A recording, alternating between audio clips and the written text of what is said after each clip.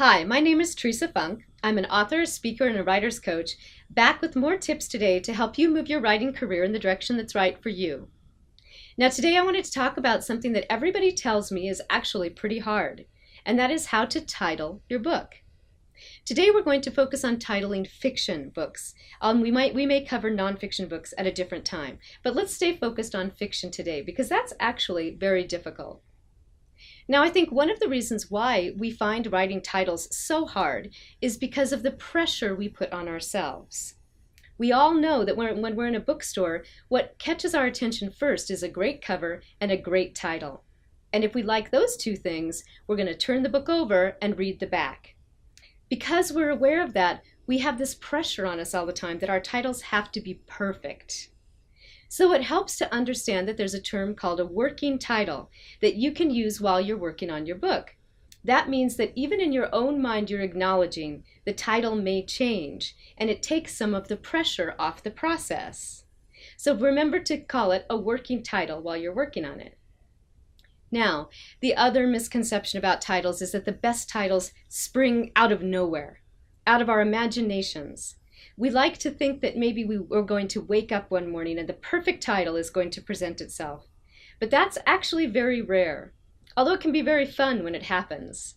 For example, let's say you wake up one morning with a certain word or phrase running through your mind, and it intrigues you. A phrase like, say, the timekeeper's promise. And all of a sudden you're wondering, what does that mean? What is this story? And is it a modern day story or is it fantasy maybe? It's really fun to take those titles and explore the story and see where they may lead you. So it does occasionally happen, but that's actually pretty rare. Most of the time, your best titles are going to come from within the material itself. And they're all going to contain one common element as far as I'm concerned. And that element is intrigue. We're going to talk about that in a minute. But before we do, I want to caution you that your titles should always fit the genre in which you are writing. So if you're writing a romantic story, you want a romantic title like Anna and the French Kiss. If you're writing an action-adventure story, you may want to use suspenseful words in your title or strong action verbs, a title like Running Blind. Now, if you're writing for children, there's a tendency to think, I have to use a simplistic title. After all, these are kids, right? But that's not necessarily true. You still want that concept of intrigue. And so sometimes it's actually fun to use words that are not recognizable to children, but are maybe fun to say. Titles like The Tale of Despero or Esperanza Rising can be very intriguing to children. So don't assume that your children's titles always have to be simplistic. They just have to have that element of intrigue. The best titles lead us to two observations. One, this sounds interesting. And two, I want to learn more. So think of a title like Codename Verity. That one's full of mystery and intrigue because we want to know codename for what and why. And why the word Verity, a very unusual name. A title like Memoirs of a Geisha works because the geisha world was always hidden from the general public. So when we hear the word memoirs, we know we're going to get a behind-the-scenes look at a very private world. A title like Midnight in the Garden of Good and Evil has all kinds of questions that pop into our heads. So in order to create intrigue, there are a few things that you could try. The first would be to ask a question in your title. We all remember the title, Are You There, God? It's Me, Margaret. Once you hear that title, you always remember it. Why? Because it's so compelling. She's invoking God, and we want to know why. Secondly, it would be an example from a children's book, a picture book even. Remember the bestseller, Mama, Do You Love Me? What child doesn't want to know the answer to that question? And for that matter, what adult doesn't want to know? And it's the adults that buy the books. Now, the next thing you can do to create intrigue might be to use lyrical, very poetic language, but in an unusual manner. So juxtaposing it, so to speak.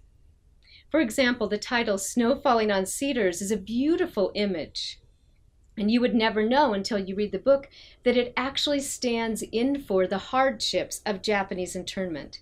So it's the juxtaposition between the lyrical and poetic and the hardship that makes it work.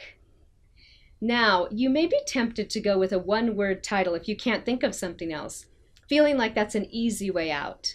But one-word titles are actually very difficult. And in my opinion, they work best when, again, the word is unusual and uncommon, intriguing in its own way. Titles like Plainsong or Atonement or Divergent work well. So then you may want to incorporate the names of your characters into your book. This works best, I think, if your character names are dead-on perfect and memorable. Take, for example, Harry Potter and the Sorcerer's Stone.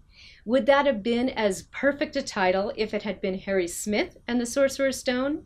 No, so the name is very important. Also, having a name in the title creates a sense of intrigue in that we feel like, I have to know who this person is. Think of the story Angela's Ashes.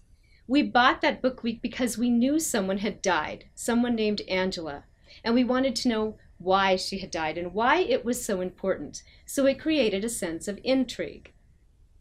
Now, the next thing you want to do is you want to resist being clever in your titles, being bookish or using big convoluted words or long sentences.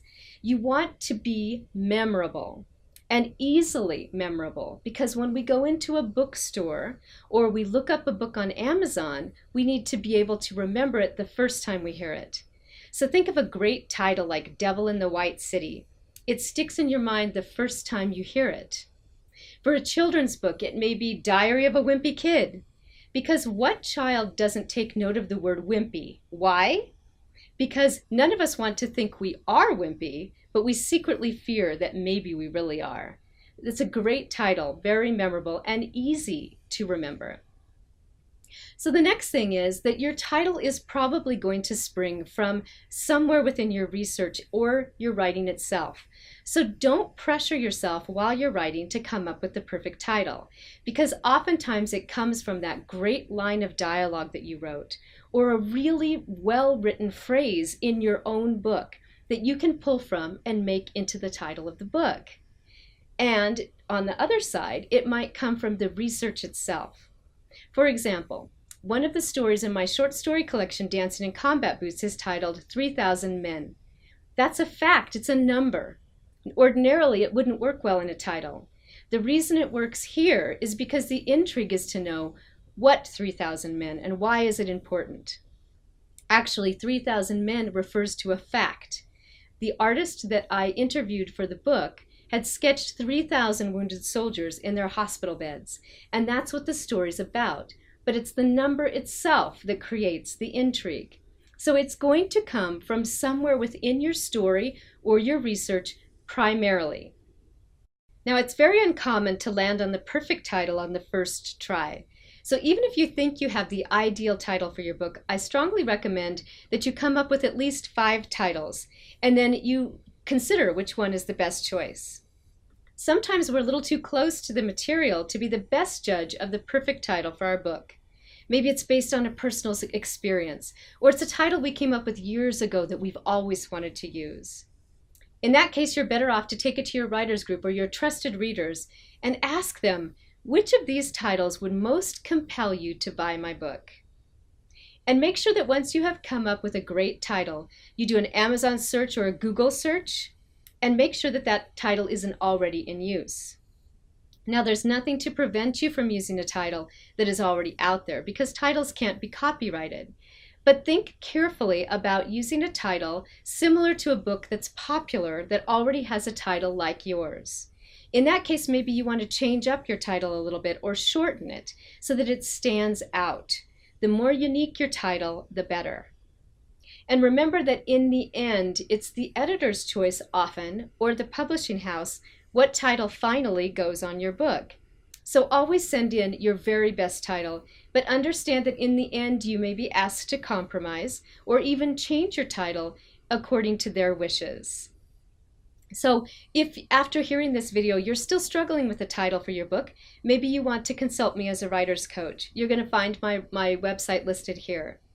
And also, if you enjoyed this video, please like it, forward it, favorite it, and pass it on so that we can help other writers find the perfect titles for their books as well. Thank you and good luck.